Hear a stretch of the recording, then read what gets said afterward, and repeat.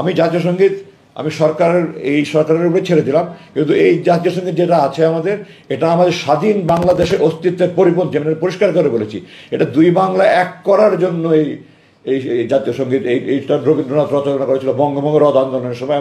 গড়ের মাঠে সে এটা প্রথম উপস্থাপন করে, কলকাতা গড়ের মাঠে। তো যেই সঙ্গীত দুই বাংলা এক করার জন্য সঙ্গীত, এটা কি করে স্বাধীন বাংলাদেশের জাতীয় সঙ্গীত হতে পারে? এটা 1971 সালে ভারত আমাদের উপর চাপিয়ে দিয়েছিল এবং আমাদের অস্থায়ী সরকার প্রগতির হুকুমে এটা মেনে নিয়েছিল। এটা পরিবর্তন হওয়া দরকার। কোনটা হওয়া দরকার এটা নিয়ে সরকার কমিটি করুক। অনেক সুন্দর সুন্দর গান আছে আমাদের ধনধান্যে পুষ্পবাহার একটা সুন্দর গান আছে, এমন দেশটি কোথাও খুঁজে পাবে না একেবারে। তারপরে খাটিয়ে শোনার চেয়ে খাটিয়ে আমার দেশের মাটি একটা আছে, প্রথম বাংলাদেশ আমার শেষ বাংলাদেশ একটা গান আছে। যে বাংলা যেটাই হোক, আমার কোনো আপত্তি নাই। আমার আপত্তি হলো বাংলাদেশকে তুলে ধরার জন্য এই জাতীয় সঙ্গীত বাংলাদেশের রাজীন্দ্রনাথ অস্তিত্বের পরিপন্থী, এটা বাদ দিয়ে সরকার একটা কমিটি হলো দেশপ্রেমিক সাংবিধানিক যে কমিটিভাবে সরকার ভালো মনে করে তাদেরকে যে কমিটি করে জাতীয় সঙ্গীত নতুন করে তৈরি করা উচিত। আর সংবিধান পরিবর্তনের জন্য তো এটা বিরাট ব্যাপার। সংবিধানটা মানবাধিকার পুনর্নিশ্চিত করতে হবে। সংবিধানে সশস্ত্র বাহিনীর সদস্যদের আইন তাদের বিরুদ্ধে অন্যায় হলে আইনের আশ্রয়ের কোনো সুযোগ নাই, এটাকে বাতিল করতে হবে। সশস্ত্র বাহিনীর সদীপ এখন আমার ধারণা মধ্যে 2 লক্ষের অধিক হবে, আরও অনেক বেশি হবে। আমি যখন নিয়ে গেছে তখন 2 লক্ষ, এর মধ্যে অনেক বৃদ্ধি পেয়েছে।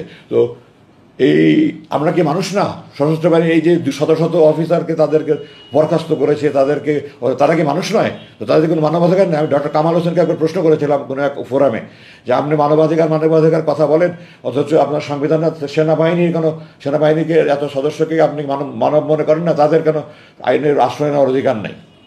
উনি কোনো সদুত্তর দিতে পারেন নাই আমাকে। তো এই সমস্ত মানবাধিকার পরিপন্থী যত আইন আছে এগুলি বাতিল করে নতুন করে সংবিধান প্রণয়ন। সংবিধানে এদেশের সকল ধর্মগোত্র নির্বিশেষে সকলের আবেগের প্রতিফলন হবে। আর যেহেতু আমরা মুসলিম দেশ, এখন 90 ভাগ, কেউ বলে 92 ভাগ, কেউ 93 ভাগ, যতই হোক 90+ মুসলমান, এই মুসলমানদের একটা আল্লাহর আইনের বিরোধী কোনো আইন সংবিধানে থাকতে পারবে না। ওখানে আমাদের সংবিধানে একটা কথা আছে, জনগণ সার্বভৌমত্বের মালিক। জনগণ সার্বভৌমত্বের মালিক নয়, সার্বভৌমত্বের মালিক একমাত্র আল্লাহ। জনগণ যদি এখন আইন পাশ করে মদ খাওয়া হালাল, তাহলে কি মদ খাওয়া হালাল হয়ে যাবে? যদি এমপিরা 300 এমপি মিলে পাশ করে মদ খাওয়া হালাল, তাহলে কি আপনি মদ খাওয়া হালাল বলবেন? আল্লাহর আইনের বিরোধী কোনো আইন পাশ হতে পারে না, জনগণ সার্বভৌমত্বের মালিক হতে পারে না। সুতরাং সংবিধানে এটাও ইনক্লুড করতে হবে, আল্লাহর আইনের পরিপন্থী কোনো আইন এই সংবিধানে যেন সংসদের কোনো অধিকার থাকবে না। এই ধরনের একটা আইন সংযোজন করে একটা আমাদের মুসলিম চেতনা প্রতিফলন করে একটা আইন এখানে সংবিধান সংযোজন করে নতুন করে করবে। আমি তো সংবিধান বিশেষজ্ঞ নই, যারা বিশেষজ্ঞ আছেন তাদেরকে যে উচ্চ পর্যায়ের কমিটি করে করা হোক। আমার ব্যাপারে জানতে চেয়েছেন যে আমি আইনি প্রক্রিয়া নিব কিনা। আমাকে সেনাপ্রধান নিজে, আমি বলতে চাই, সেনাপ্রধান নিজে একটা কমিটি করেছেন এবং উনি নিজে আমার সাথে দেখা করে বলেছেন। এবং আমি আমার চাকরিতে এত উঁচু পর্যায়ের কোনো কমিটি দেখিনি। এমনকি বিডিআর হত্যাকাণ্ডে যে সেনাবাহিনী কমিটি, সেটাও অত উঁচু পর্যায়ে ছিল না। একজন লেফটেন্যান্ট জেনারেলের নেতৃত্বে, একজন মেজর জেনারেল, 3 জন ব্রিগেডিয়ার জেনারেল, 5 জনের সমন্বয়ে একটা কমিটি করেছেন। তাদের সাথে অলরেডি আমার 4 ঘন্টার মিটিং হয়েছে, অনেক ফলপ্রসূ আলোচনা হয়েছে এবং তারা আমাকে আল্লাহর নামে শপথ করে বলেছে তারা অনুরাগ বা বিরাগের বড় না হয়ে তার সত্য উদ্ধারণ করবে। আমি দৃঢ়ভাবে বিশ্বাস করি সেনাপ্রধান আমাকে এই কমিটি মিলে তার সত্য উদ্ধারণ করবে এবং আমি বিশ্বাস করি তারা এটা যথাযথ ব্যবস্থা করবে।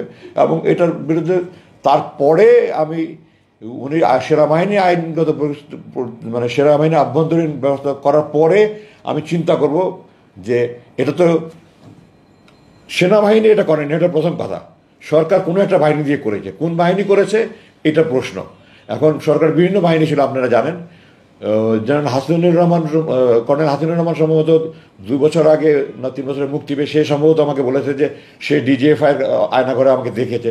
আমি জানি না, আমি তাদেরকে বলেছি তোমরা ফাইন্ড আউট করো। এবং সেনাপ্রধান আমাকে কথা দিয়েছেন যদি সে ডিজিএফআই করে থাকে তাহলে উনি অবশ্যই সংশ্লিষ্ট অফিসারদের বিরুদ্ধে আইনগত ব্যবস্থা নেবেন। তো আমি স্পষ্ট করে বলতে চাই, ডিজিএফআই কিন্তু সেনাবাহিনীর অধীনস্থ কোনো, এটা 3 বাহিনীর একটা সংগঠন।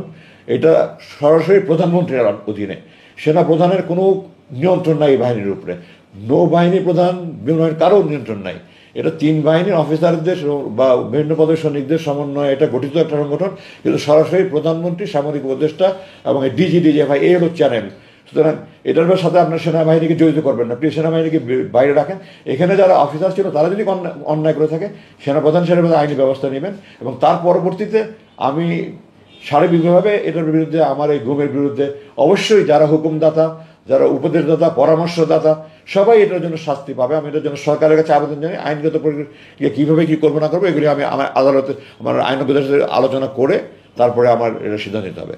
আপনি একটা প্রশ্ন এখানে করেছেন, 3টা প্রশ্ন করবো। আপনি চতুর্থ প্রশ্ন ছিল যে আমি রাজনীতিতে সম্পৃক্ত হবো কিনা। আমি এখনও চিকিৎসাধীন, এই সমস্ত নিয়ে আমি এখনও কোনো চিন্তা ভাবনা করিনি। আমি এগুলো নিয়ে চিন্তা ভাবনা করার সুযোগ বহুত আল্লাহ দিবে, সময় দিবে, তখন আমি দেবো। আমি দেশপ্রেমিক, দেশের জন্য কাজ করতে চাই। আল্লাহ আমাকে যেভাবে কাজ করার সেভাবে কাজ করতে চাই। আমার আপনারা দোয়া করেন আল্লাহ যেন আমাকে দেশের জন্য, এদেশের মানুষের জন্য কাজ করার সুযোগ দেন এবং সাহায্য করেন।